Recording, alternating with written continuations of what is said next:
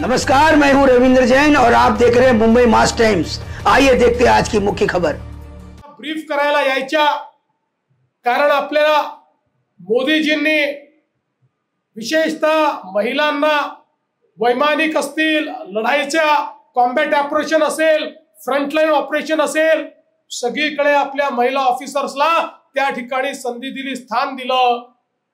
पण त्या काळामध्येही अहिल्यादेवी पहिल्या अशा सेनानी होत्या, पहिल्या अशा शासक होत्या की ज्यांनी पूर्णपणे महिलांची सैन्याची तुकडी तयार केली आणि या तुकडीला प्रशिक्षित करून त्यांच्या माध्यमातून सुरक्षेची एक मोठी फळी तयार केली होती।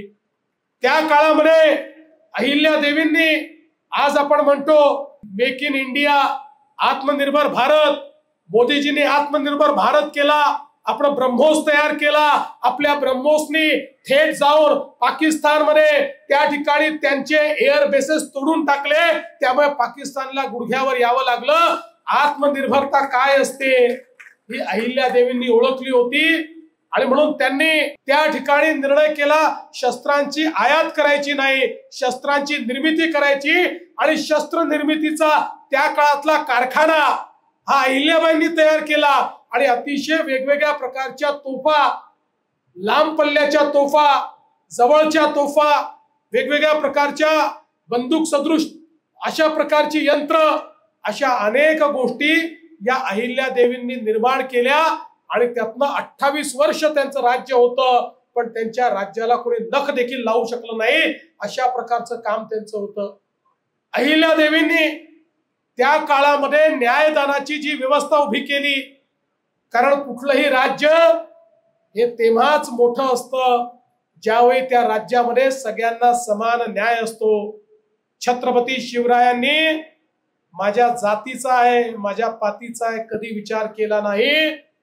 ज्यावेळी मोठ्या मोठ्या त्या ठिकाणी लोकांनाही पकडून त्यांच्या पुढे आणलं, लोकांना वाटायचं अरे हे तर दुरून महाराजांच्या नात्यात येतात, आता महाराज काय निर्णय करणार, पण महाराज सांगायचे चूक केली आहे, चुकीला माफी नाही, त्याला तीच शिक्षा मिळेल जी सामान्य माणसाला शिक्षा मिळेल। हेच अहिल्यादेवींनी केलं आणि आज जशी आपली कोर्टाची पद्धत आहे, अगदी तशीच कोर्टाची पद्धत अहिल्यादेवींनी त्यांच्या राज्यकारभारामध्ये प्रस्थापित केली। त्यांची जी न्याय व्यवस्था आहे ती एक अतिशय चांगली न्याय व्यवस्था या ठिकाणी मानली जाते।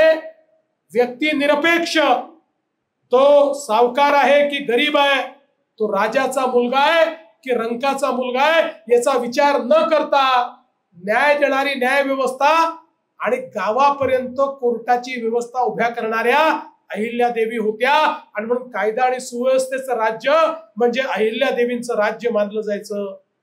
समाजामध्ये जो वंचित आहे, जो गरीब आहे, याच्याकरता अनेक योजना त्या काळामध्ये त्यांनी सुरू केल्या आणि विशेषतः वनवासी आदिवासींकरता त्यांच्या राज्यामध्ये त्यांनी विशेष लक्ष देऊन त्यांना सर्व सोयी सुविधा मिळतील, त्यांचं उत्थान होईल, याकरता अनेक योजना या पुण्यश्लोक अहिल्यादेवींनी आखल्या।